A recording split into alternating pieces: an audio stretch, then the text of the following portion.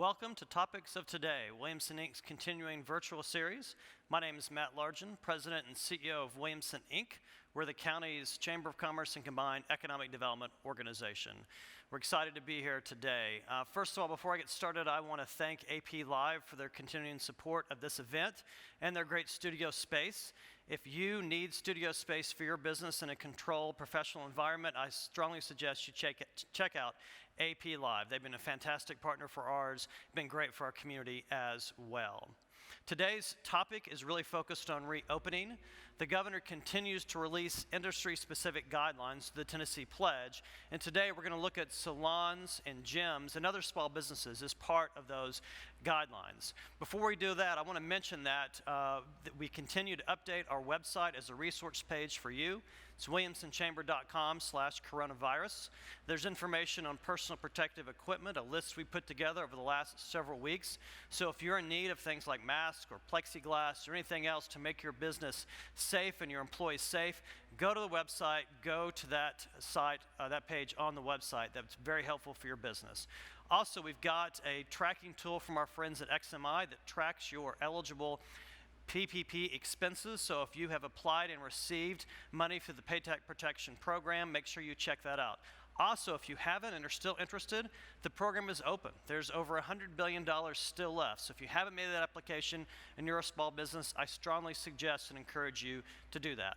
Also, take a look at our calendar of events on our website. This is our 21st virtual event so far since the pandemic, including 2 ribbon cuttings. So check that out.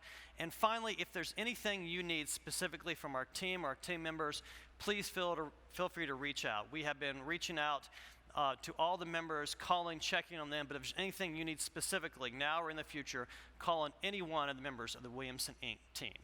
Like I said, today's topic is focused on how companies are reopening safely, and I'm excited we've got the panel we have here today.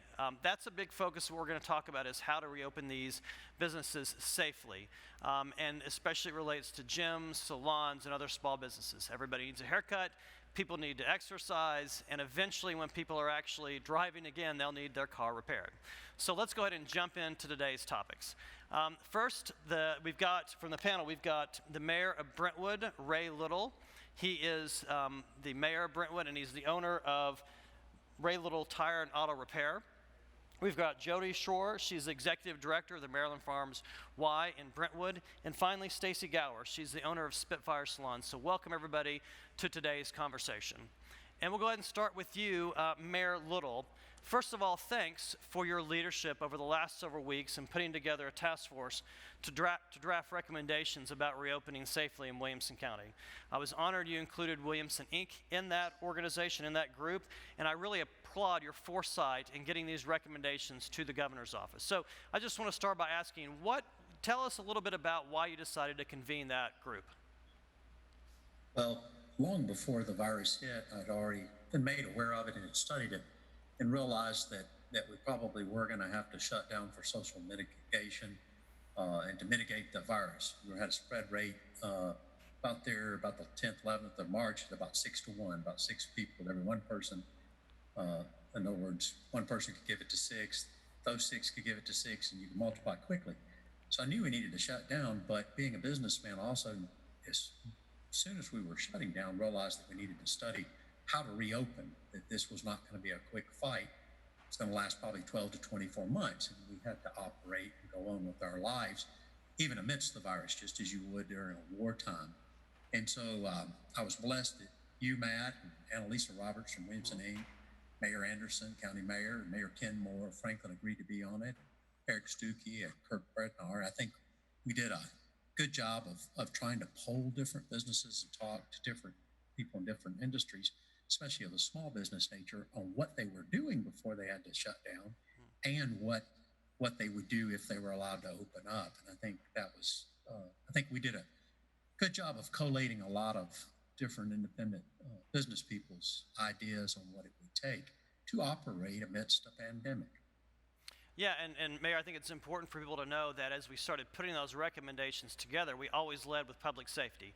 That was the most important Yes. part. It was, we weren't necessarily deciding the when, we were deciding the how in a safely manner once it happened. So I think that's incredibly important for people to recall. So my second question, Mayor, kind of a continuation, based on what you've seen, what's reopening look like for your businesses, and what have you heard from other small businesses in Brentwood?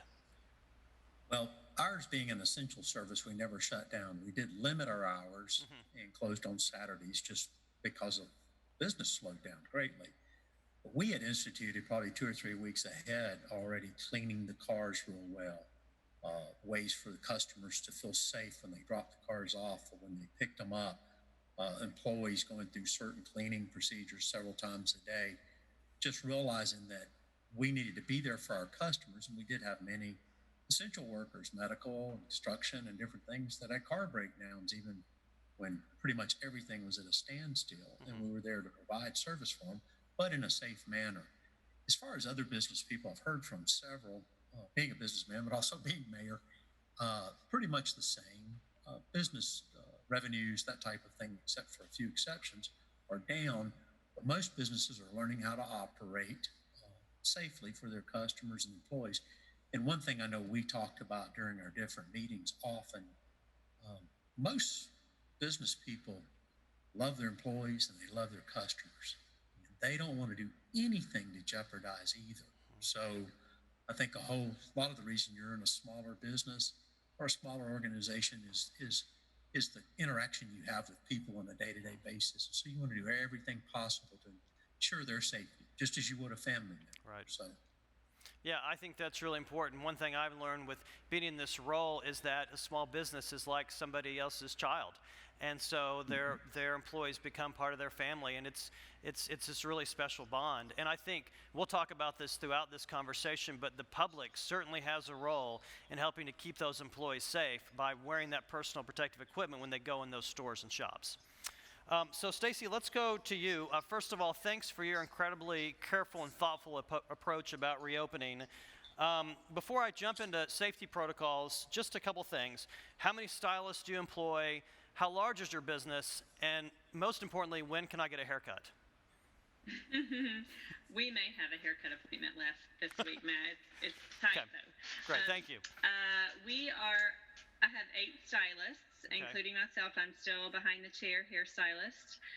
We have a 1,500 square foot facility. I reserved about 48 square feet for my office. Can you hear me? Yes. So there's that. I'm in a tiny little room in here.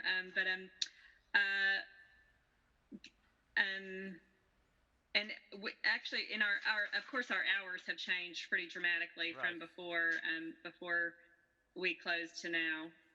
Right. So let me follow up. Tell us about the governor's guidelines from your standpoint. How are you following those guidelines at your salon? We're following all the guidelines. I appreciated what they put together for us, and I feel like it was a great addition to what we already do. I mean, we're regulated by the state, so we follow protocols for sanitation. We've always followed protocols and are graded on that yearly and inspected by the health department, by the State Board of Cosmetology. So we have implemented all of the guidelines that the state recommended. Oh, that's great. We don't have a waiting area. Yeah. Okay. Did you want me to elaborate about those? Well, yeah, no, go ahead. Yeah, go ahead and elaborate on some of those safety measures that are in addition to what you're already doing. Right. I mean, we did have a waiting area, of course, indoors, as most salons would, and that we've moved the seating for that outdoors. Okay. So there's no waiting area inside. We don't allow guests with an appointment to bring a friend or a child, or if you have to come into the building at your specific appointment time, and then when you're done, you would leave. That's a pretty big change from what we did before, Right. and we do ask our guests to text us when they arrive so that we can come and get them at their appointment time. We've always sanitized everything that we, now it's sanitizing the shampoo bowl after every guest gets up, sanitizing the entire station when a guest leaves. All of our tools have always been sanitized, so we've continued to do that. Oh, that's great. And I think part of this conversation, one, is showing that your salon is safe, you're taking these guidelines seriously, Yes. but also to shine a spotlight for other businesses that are out there for best practices they can pick back on. And clearly you've shown that these are guidelines that you're able to follow. And so I think that's really important for people to know that they're able to do this as well. So thank you for sharing that. And we'll talk about some more specifics in a few minutes. Jody, we had a great conversation when we were preparing for this conversation today, and it was really about the safety measures you're taking for your employees and your customers. So you mentioned that you all ask people 5 health-related questions before they're even allowed in the building. Can you tell us what those 5 health-related questions are? I can, Matt. Thank you. Sure. They're actually the same 5 questions that the state is recommending for many of the businesses that are opening. And so the first one is, have you been in close contact with a confirmed case of COVID-19? Second is, are you experiencing a cough, shortness of breath, or sore throat? Have you had a fever in the last 48 hours? Have you had a new loss of taste or smell? And finally, have you had vomiting or diarrhea in the last 24 hours? And so at every point of entry for every staff member and every member, we're asking those 5 questions. That's great. So what do the new safety measures look like at the Maryland Farms Y from the governor's guidelines? Yeah, well, it sounds like similar to Stacy, we have moved our initial interaction with staff and member to our exterior on our front porch. And it's there that the members experience those 5 questions. And we also are doing temperature checks before members enter the building. The advisement is anything under 100.4 is what's permitted to enter the building. So we're auditing that prior to anyone even entering the facility. And then once they get in the building, we have a number of different markers that help remind and encourage people about social distancing. One of the precautions we've taken is blocking every other piece of cardio equipment. And so we've got signs like this that say, "Health stop the spread." This particular piece not being utilized. We've got these feet markings on the ground that say 6 feet apart. So when you wait in line outside of the building, you can have a sense for distancing, or anywhere in the building we might experience lines. We have those laid on the floor. It's amazing how humans follow those kind of markings. Yeah. So we've moved equipment on the floor where we needed to in order to ensure distancing while people are doing their exercise. Our staff are all mandated to wear masks. Okay. We do log those staff temperatures and questions every day so that we have a documentation of that for staff that are entering the building. We're doing no towel service now. There's multiple reasons for that. Obviously, a sweaty towel left on the floor is not ideal. Right. And so, not only is that protecting our members, it's protecting our staff who would typically handle those towels. We're trying to navigate what social distancing looks like in a gym, so no spotting on the in the weight room, and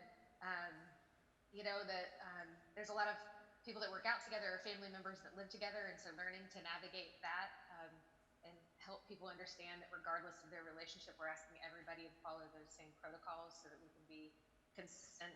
And right now, we don't have certain areas open for either social distancing or just safety in general. So our locker rooms are closed. That was an advisement by the state.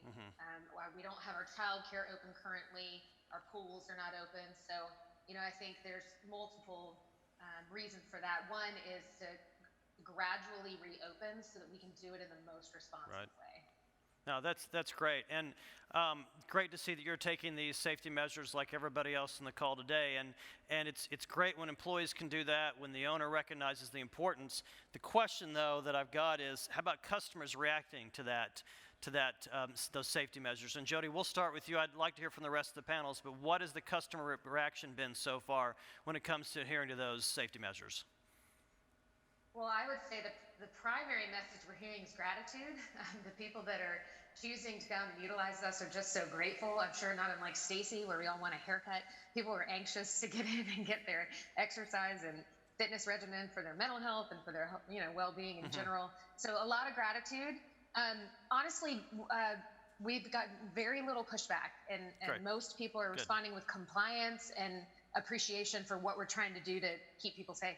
That's great. How about you, Stacy or the mayor? How's it been in terms of your customers reacting to these safety measures? I mean, of course, you can imagine our customers are pretty happy that we're keeping them safe. I don't think anybody wants to roll the dice and get this virus. So they're completely, I really haven't had a lot of pushback on anything. I think they think it's great. They're happy about the plexiglass, and, there's been a few jokes about that. We put up plexiglass at the front desk in between the shampoo bowls. The chairs are now 10 feet apart. Okay. So that's, it feels great. The salon actually feels bigger.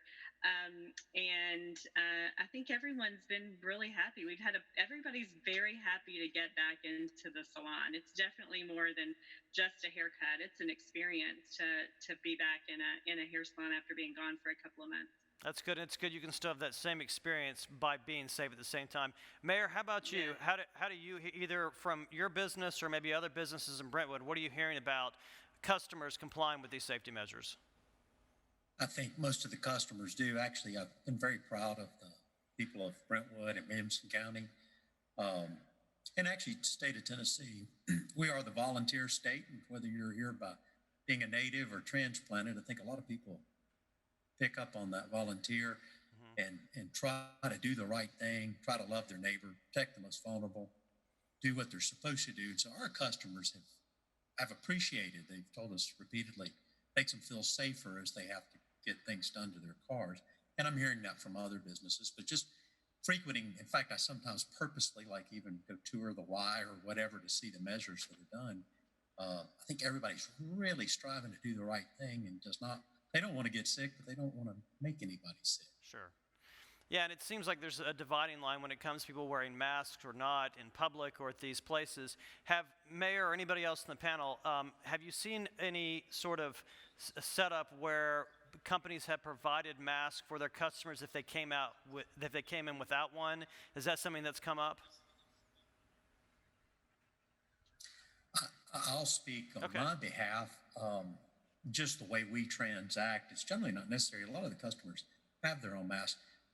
I do provide masks for the employees now. Our employees sometimes working with the cars because of the heat involved with the engines, it's hard to wear a mask. But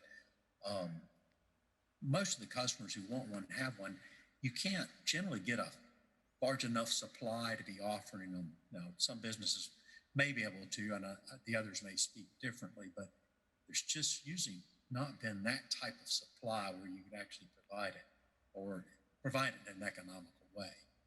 Right. Anybody else? I was just curious. I didn't know if mass dispensing had become a thing, or maybe we're not quite there yet. I was just really curious.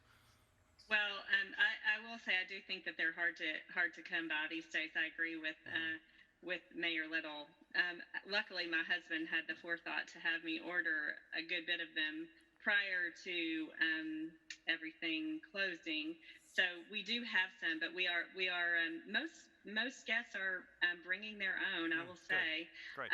But we do have them for $1.50. So we are charging a fee to be able to replace them. And I'll be looking on your website, Matt, Please, to get the links for those.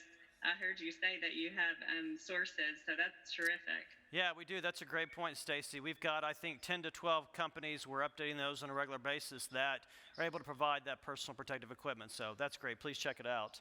Stacy, actually, I'll stay with you. You kind of mentioned this before about the experience.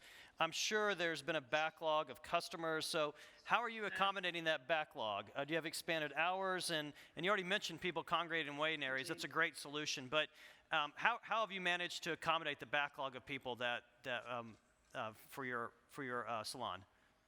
Well, we have expanded our hours. We were, prior to the pandemic, we were open 6 days a week and a total of about 57 and a half hours during those 6 days. And now we're open 7 days a week, 67 hours. We have 2 completely separate shifts for 4 days a week. And so I have, I only have 4 stylists maximum in one shift. So we have an 8 to 2 shift and a 2 to 8 shift. So we we separate so that everyone gets enough hours. And I changed over to a cloud system while we were down, so that my stylists would have access to contacting their guests to try to expedite the processes of getting them back onto the book once we had a date of opening. That was a little bit up in the air for a good while. So once we had that, I made everyone a spreadsheet. Each stylist got a spreadsheet of every appointment that was missed from day one of closure, so that it would be a fair process of if the longer you had been, the first people that missed their appointments or that had their appointments canceled got offered appointments first. So I think we've gotten through most of them. I've been behind the chair for a lot of years, so there may be a few people that I haven't settled completely into a spot yet, but I'm still working on that. Okay, great. I'm personally doing six days a week right now during this phase one to try to catch up. Okay, that's great. And again, you're doing that in a safe manner, and that's what I think is really important. Oh, yeah.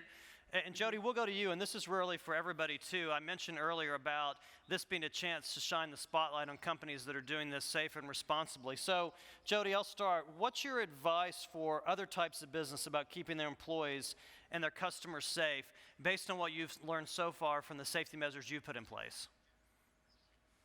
Well, I think consistency is essential. Okay. And so having clear expectations and then following through on those expectations, I think helps everyone involved. I think another layer to that, though, is empathy.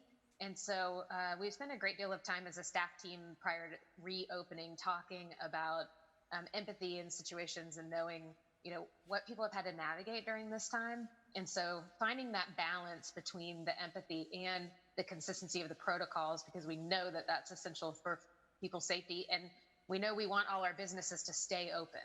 I don't know that there's anybody that doesn't want that for our small businesses or big business. And so we spent a good deal of time talking about conflict management. I do think that's potential that we might face. And so talking about how do you work through the times that might be challenging. And so I think preparing staff and then also preparing customers and members and what to expect was pretty critical for us. And then, like I started with, being consistent from there. Yeah, conflict management is a great skill to teach, regardless of the time, but especially now, as we're on, as I learned this morning, day 60. At least our office has been closed, so it's been a bit. I'll open this up to Stacy, the mayor. Any other thoughts about what you've seen so far that's worked really well in terms of keeping people safe that other businesses, maybe outside of your industry, can apply in their own business?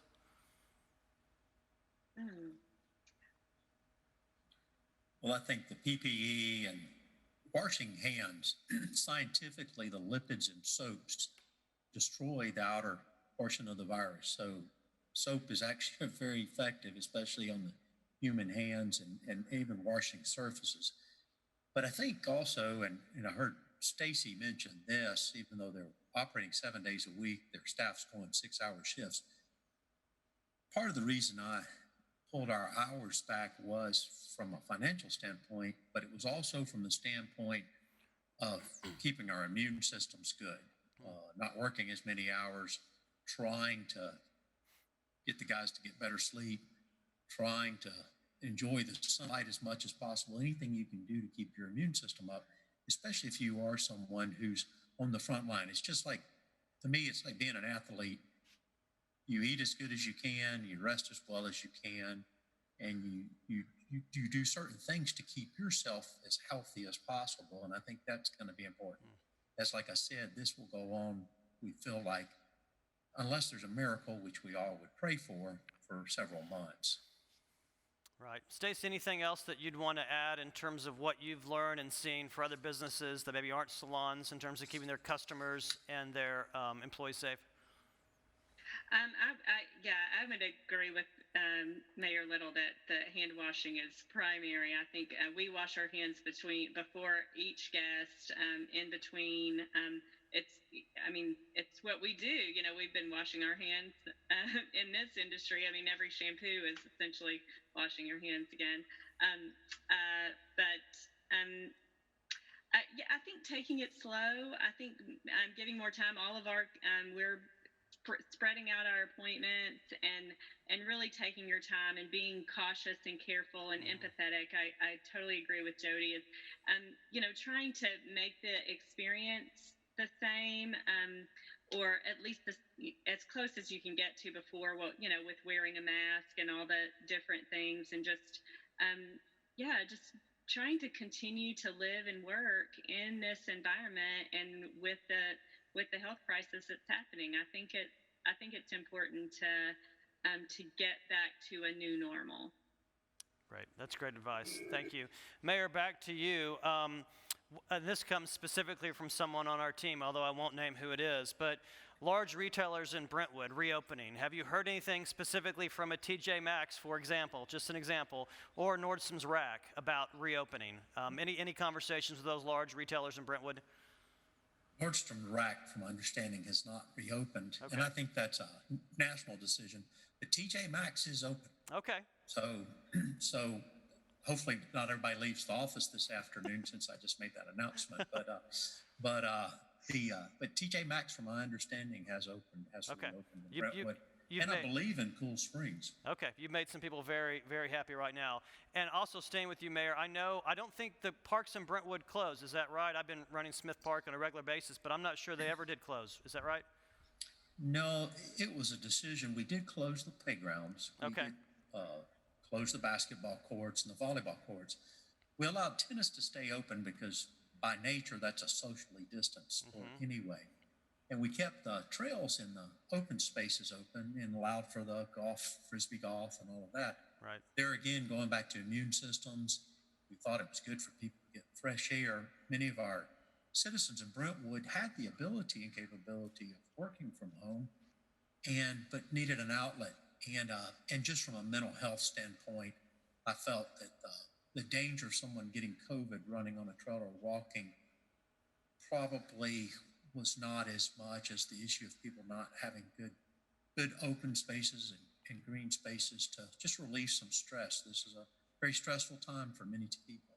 It is, and I think most of city parks across Williamson County and state parks are open now as well. So thank you for that. Jody, let's jump back and basically do kind of a lightning round with you, because I know there will be people that are very interested in some very specific things.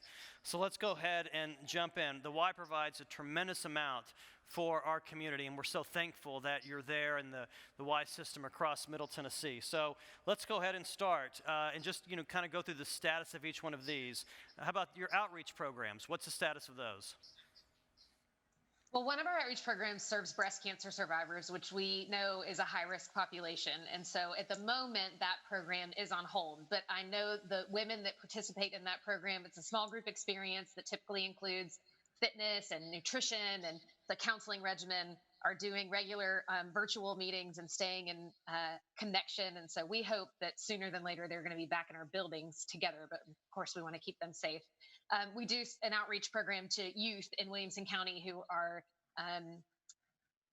experiencing a journey with the juvenile court system and with the alternative learning centers with the schools. And so there are students that were in that particular program when we closed that we continue to have virtual connection with, especially as we go into summer. Typically, there's a summer camp with that. That decision has not been made yet about whether or not that summer camp will occur. But we know those populations need us and probably will need us more than ever when we come out from this. And so we're trying to stay in contact and make sure those relationships and partnerships are strong. Right. And before I go through the rest of these, people can, I assume, go to your website and find out the status on these different programs? Yeah, well, yes, they can. Okay. Yeah. Okay, great. How about tennis? So we have, we're blessed with 21 tennis courts. Yeah. We currently have them open for singles play at the moment. We hope to roll out doubles play soon. As Mayor Little mentioned, it is a naturally social distance experience. And so doubles, not as much. So we decided to start small with singles. But our bubble is still up. Typically, the bubble that encloses 5 outdoor courts is down by now. We unfortunately have not been able to have it come down because the process to bring it down requires many, many people and cannot be done while social distanced. So the bubble will remain up for the time being, but our tennis community is really happy to be back. Well, it is the greatest sport ever invented. Next, how about pools, indoor and outdoor pools? What's the status on those? So neither are open just yet. We Okay. are waiting on official and formal guidance relative to the reopening of those, but we have kept those maintained throughout the whole closure. So from a chemical and maintenance standpoint, they are ready to open when they tell us that we Okay. can, and we are actively engaging with the staff that we need to do that. It takes typically for our full operating hours in the summer to operate our outdoor and indoor pools about 100 lifeguards. So we have some work to do to bring our lifeguards back before we can safely reopen that pool. But we will certainly we hope to have that open before summer then, because we Okay. know how much people enjoy coming. Right, certainly. Summer camps, you already touched on that. I assume they're on hold for now, or maybe there's not a final decision yet. We've actually just this week announced, and the parents who did some signups are finding out that the day camps that are typically held at the membership centers are being canceled. Okay. But we do have a hope that our school age services program, which is otherwise known as Fun Company, has before and after care during the school year, and then summer camps in the summer. We hope for those to operate, and we're waiting on word from Davidson County about Camp Widgewagon, and we're prayerful and hopeful that Camp Widgewagon is going to be available to families too. So TBD on those other two. Okay. Group exercise classes? We don't have group exercise classes at the moment, but we are starting dialogue with our instructors and seeing what kind of classes we can bring back in the next 2 weeks. We plan to have a longer period of time between classes for proper cleaning and sanitizing between, and working through the other safety protocols that we need for the staff and for the members to make sure that that happens. When we do it, if the 10 or less of groups is still a mandate, then we'll have 10 or less in any class that we offer. Okay, great. An hourly childcare for parents who work out. What's the status on that? Y Play and our Youth Activity Center are currently not open, and we do not have a date yet of reopening that particular service. When we do, we might have to limit capacity for how many kids we can have in the rooms, just based on the ability to program the kids in a way that would distance them. So it's a little bit more challenging area to reopen, and a lot of logistics and factors to consider to keep the kids safe. So not just yet on those services. Sure. And finally, how about food service at the Y, inside the building? Yeah, so we have the 9 Fruits smoothies, and they reopened today at 11 Okay. o'clock. All right. And when we finish, I'm going to get myself a smoothie because I've been craving their smoothies. Now, for the last year-ish, they've been also providing a limited Chick-fil-A menu. They are not going to reintroduce that right away. So it'll be just smoothies for now, but I think our members will be really pleased to That's great. have them back open and Good. available. Well, thank you, Jody, for doing the lightning round with me. And as we Thank you. you're welcome. And as we close, and we'll go ahead and start with you, Stacy. What's the most important thing you wanted to communicate both to your customers and to the general public? I think trying to stay safe. I think following the guidelines that the businesses ask you to, not seeing the wearing of masks and the PPE and all those things as restrictive, but more as taking care of our whole community and trying to, keep this virus as mitigated as we can in our communities so that we can continue to move forward in the phases of reopening our economy and businesses. I think that's the most important thing, is to think about the community as a whole when you're thinking about what you're going to do when you go out in public. Yeah, that's great advice. Jody, anything you want to close us on about the most important thing to communicate to your customers and the general public? Yeah, and I would say this to our staff teams too, but be prudent, be safe, and utmost importance, be kind.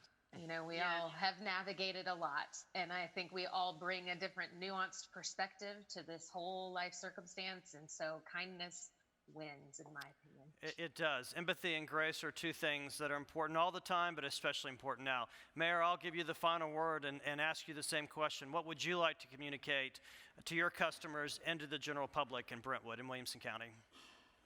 Well, we love our customers. We love our citizens. We'll do everything possible to protect them on our end. We ask that they do the same.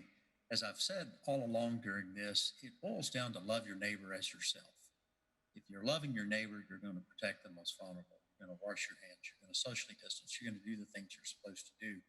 And so I feel like our public has done a good job of that. And my hope and desire is they will continue to do a good job of that, just to love each other. This is a crisis. We're in a time where we need to go the second mile. And so, as I tell everybody, just be safe, be well, and God bless. Thank you, Mayor. And I will say, too, let me just add, one of the ways we show love to our community and the most vulnerable is that we do wear that personal protective equipment. And when we go and frequent the businesses we love and their goods and services, they're trying to keep their employees safe. And the way we can help do that so these businesses stay open and stay healthy is to wear a mask in public and wear a mask when you go into some of these stores. So clearly, I think that was a thread that was important and mentioned throughout this entire conversation. So can't emphasize that enough. The way this continues in a positive direction is we all take responsibility for keeping everybody safe. So thank you, Mayor, Jody, Stacy. Thanks for taking the time to be here. Thanks everybody for watching this important conversation. Thanks for your investment in Williamson County, through your investment in Williamson Inc. And we'll leave with a message from AP Live about the great services that they can provide you and your company moving forward. There will always be a need for in-person meetings and gatherings, but sometimes that's not possible. We still need to work together as teams. We just need to do it in a new way, and we can help facilitate those conversations just all online. We're able to offer some virtual solutions that are going to allow for that business to still take place and for those important conversations to still happen. Whether it's online polling, whether it's a digital touchscreen, whether it's a fireside chat or a panel, whatever is best going to communicate your message virtually, we can make that happen. AP Live has been doing virtual meetings for a very long time now. We've been doing them all over the world, and that expertise and that experience is what will allow us to help you communicate your message and be collaborative as we move forward in the digital world.